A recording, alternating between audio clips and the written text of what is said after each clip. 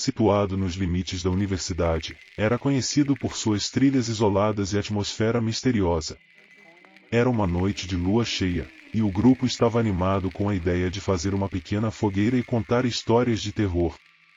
Eles caminharam por cerca de meia hora até encontrarem uma clareira escondida, perfeita para o que tinham planejado. Acenderam a fogueira e começaram a se divertir, compartilhando risadas e histórias assustadoras.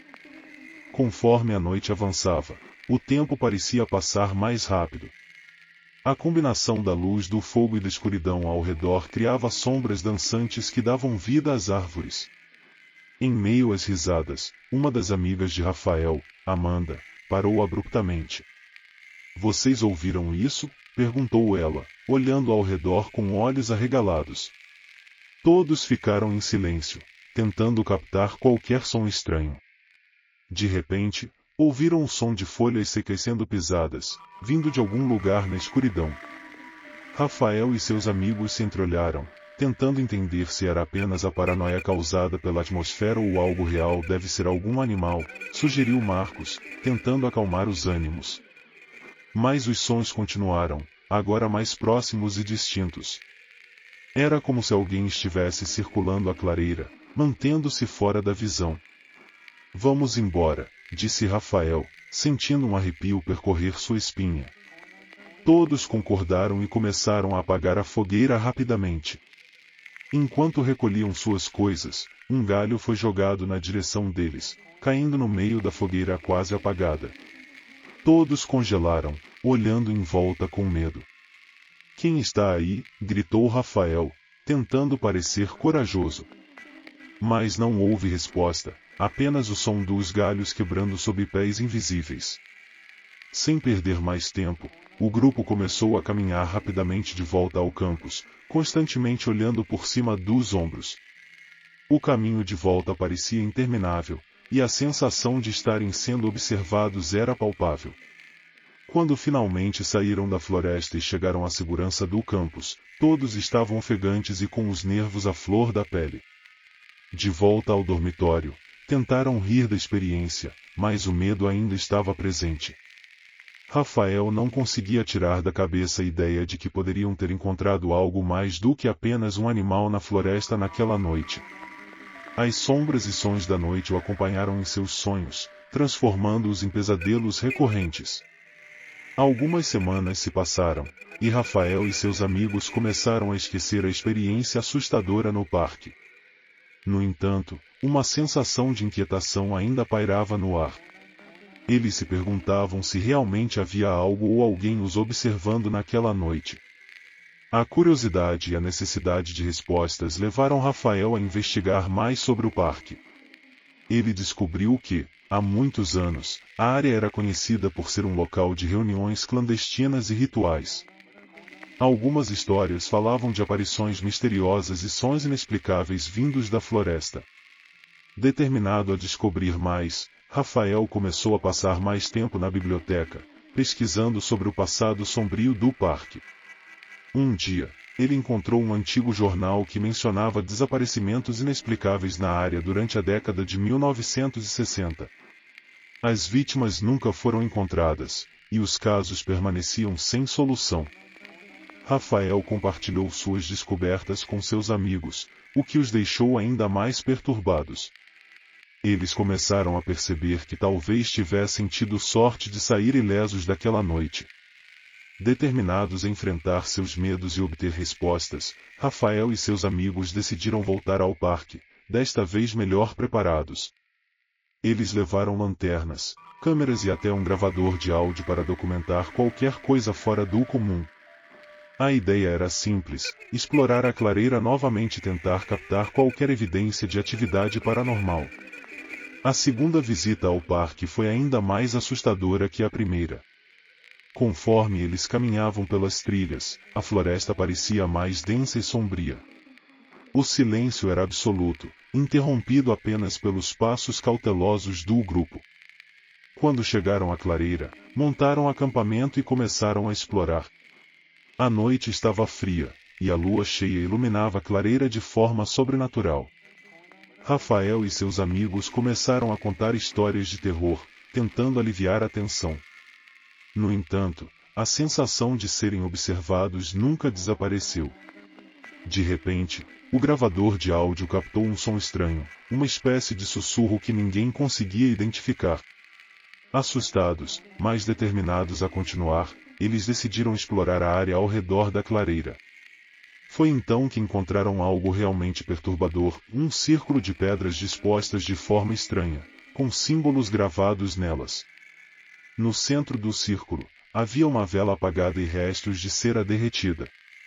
Rafael sentiu um arrepio na espinha ao perceber que poderiam ter encontrado evidências de algum tipo de ritual. Decididos a não passar mais tempo ali, começaram a recolher suas coisas para ir embora. No entanto, antes que pudessem sair, ouviram novamente o som de passos ao redor da clareira. Desta vez, eram mais altos e mais próximos. As lanternas começaram a falhar, piscando e lançando sombras assustadoras ao redor. Rafael reuniu coragem e gritou: "Quem está aí? Mostre-se!" Mas não houve resposta, apenas um silêncio opressor. Eles começaram a correr em direção ao campus, mas a sensação de serem perseguidos era avassaladora. Quando finalmente chegaram ao limite da floresta, todos estavam exaustos e aterrorizados. De volta ao dormitório, revisaram as gravações e fotos que tiraram. O sussurro captado pelo gravador era claro, mas incompreensível. As fotos mostravam sombras estranhas e figuras indistintas, que não estavam presentes no momento da captura. A experiência deixou Rafael e seus amigos convencidos de que algo realmente sinistro estava acontecendo naquela floresta. Eles decidiram compartilhar suas descobertas com as autoridades do campus, na esperança de que alguém pudesse investigar a fundo. No entanto, as autoridades trataram o caso com ceticismo, acreditando que os estudantes estavam apenas pregando uma peça ou exagerando a situação. Rafael e seus amigos ficaram frustrados, mas sabiam que haviam vivido algo extraordinário e perturbador. Com o passar do tempo, a vida na faculdade voltou ao normal, mas a experiência no parque deixou uma marca permanente em Rafael. Ele continuou suas pesquisas sobre o local, determinado a descobrir a verdade. A floresta e seus mistérios tornaram-se uma obsessão, um quebra-cabeça que ele estava decidido a resolver. Ainda hoje, Rafael e seus amigos se reúnem para relembrar aquela noite, compartilhando suas histórias com novos estudantes e alertando-os sobre os perigos de explorar a floresta. As sombras e sussurros daquela noite permanecem uma lembrança vívida, um lembrete constante de que alguns mistérios talvez nunca sejam resolvidos. Quarta história: a Fraternidade Sinistra. Durante o segundo semestre do seu segundo ano na faculdade, Lucas estava finalmente se sentindo à vontade no ambiente universitário. Ele tinha amigos, boas notas e estava animado com as festas que a vida universitária oferecia. Seu colega de quarto, Igor, estava especialmente interessado em fraternidades e decidiu que eles deveriam participar de algumas festas para decidir se queriam entrar em uma. Numa quinta-feira à noite, Igor e Lucas se prepararam para ir a uma festa de uma fraternidade pouco conhecida. A casa da fraternidade ficava em uma rua escura, fora do campus principal. Quando chegaram, foram recebidos por um homem baixo e corpulento, vestindo uma camiseta branca manchada de suor, que segurava um copo de plástico. Ele os guiou para dentro, onde a festa já estava em pleno andamento. A sala estava mal iluminada e abafada, cheia de caras desconhecidos e com pouquíssimas garotas. A atmosfera era pesada e desconfortável. Lucas sentiu uma sensação de inquietação crescente, mas Igor estava determinado a aproveitar a noite. Eles pegaram bebidas e começaram a se misturar, tentando encontrar algum tipo de diversão. Enquanto Igor se enturmava rapidamente, Lucas sentiu uma sensação de desconforto crescente. Ele percebeu que muitos dos caras na festa estavam observando-os de forma estranha, como se estivessem avaliando cada movimento. Quando Lucas se afastou um pouco para pegar um pouco de ar, foi abordado por um homem de aparência sinistra, com um sorriso que não alcançava os olhos. O homem insistiu para que Lucas bebesse um copo de alguma coisa que ele não reconhecia. Relutante, Lucas tomou um gole, mas o sabor era estranho e desagradável. O homem continuou a pressioná-lo, tentando puxá-lo para uma conversa que Lucas não queria ter. Ele sentiu uma tontura repentina e percebeu que algo estava muito errado. Lucas, tentando manter a calma, encontrou Igor e discretamente puxou-o para fora da casa. Enquanto desciam as escadas, Lucas explicou a Igor que achava que sua bebida tinha sido adulterada. Igor ficou preocupado e sugeriu que chamassem a polícia, mas Lucas achou que seria inútil. Eles decidiram voltar ao dormitório e descansar, tentando esquecer a noite perturbadora. Na manhã seguinte, Lucas ainda estava se sentindo estranho e desconfortável. Ele percebeu que sua memória da noite anterior estava nebulosa, como se partes dela estivessem faltando. Preocupado, ele decidiu contar tudo ao conselheiro estudantil, esperando que algo pudesse ser feito para evitar que outros estudantes passassem pela mesma experiência. O conselheiro foi compreensivo e prometeu investigar a fraternidade. Lucas sentiu um alívio momentâneo, mas a experiência continuou a assombrá-lo. Ele começou a ter pesadelos recorrentes, onde revivia a noite em que sua bebida foi adulterada. Cada vez que fechava os olhos, via os rostos dos homens na festa, sentia a claustrofobia da sala abafada e ouvia o som de risadas sinistras ao seu redor. Algumas semanas depois, Lucas recebeu uma mensagem do conselheiro, informando que a fraternidade estava sob investigação e que outras denúncias semelhantes tinham sido feitas. Embora isso trouxesse algum alívio, também o deixava inquieto. O pensamento de que outros poderiam ter passado pela mesma experiência o perturbava profundamente. Decidido a alertar outros estudantes, Lucas começou a compartilhar sua história. Ele e Igor organizaram reuniões no campus, onde encorajavam os colegas a serem cautelosos e estarem atentos a situações suspeitas. Eles distribuíram folhetos e falaram em eventos estudantis, tentando garantir que ninguém mais passasse pelo que Lucas tinha passado. A vida voltou ao normal, mas Lucas nunca esqueceu a noite na fraternidade. Ele continuou a estudar e a participar de atividades no campus, mas sempre com uma nova camada de cautela. As festas nunca mais foram as mesmas para ele, e ele sempre se certificava de estar em ambientes seguros e rodeado de amigos confiáveis. Uma noite, enquanto estava em seu dormitório, Lucas recebeu uma mensagem anônima em seu telefone. A mensagem dizia: "Eu sei o que você está tentando fazer. Pare antes que seja tarde demais." O coração de Lucas acelerou. Ele mostrou a mensagem a Igor, que sugeriu que eles fossem à polícia. Lucas concordou e, no dia seguinte, eles relataram a ameaça às autoridades do campus. A polícia do campus levou a ameaça a sério e começou a monitorar a situação. Lucas começou a se sentir como se estivesse sendo seguido. Ele notou um carro estranho estacionado perto de seu dormitório várias vezes e viu as mesmas pessoas aparecendo em lugares que ele frequentava. A paranoia começou a afetá-lo, mas ele estava determinado a continuar sua missão de garantir a segurança dos outros estudantes. Durante uma reunião de segurança no campus, Lucas notou um grupo de homens observando de um canto da sala. Ele reconheceu alguns deles da festa na fraternidade. Sentindo-se vulnerável, ele decidiu falar com o reitor da universidade sobre a situação. O reitor garantiu a Lucas que a universidade estava tomando todas as medidas necessárias para proteger os alunos e que a fraternidade em questão estava sob vigilância constante. No entanto, a pressão sobre Lucas continuou a aumentar. Ele começou a receber mais mensagens ameaçadoras, cada uma mais perturbadora que a anterior. Uma noite, ele encontrou seu carro vandalizado, com palavras ameaçadoras pintadas nas portas. A polícia foi chamada novamente, mas os responsáveis nunca foram identificados.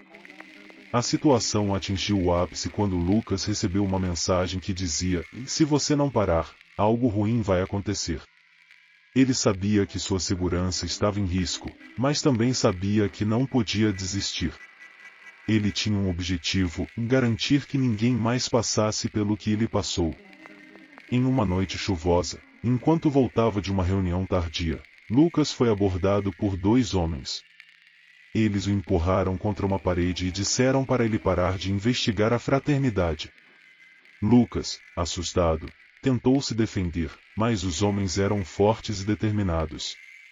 Eles o deixaram machucado e assustado, com um aviso final: e essa é sua última chance. Lucas decidiu que não podia mais fazer isso sozinho. Ele se reuniu com Igor e outros amigos próximos e contou tudo.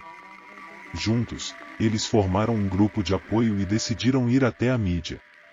Eles contaram suas histórias a um jornalista local, que se interessou em expor a verdade sobre a fraternidade sinistra.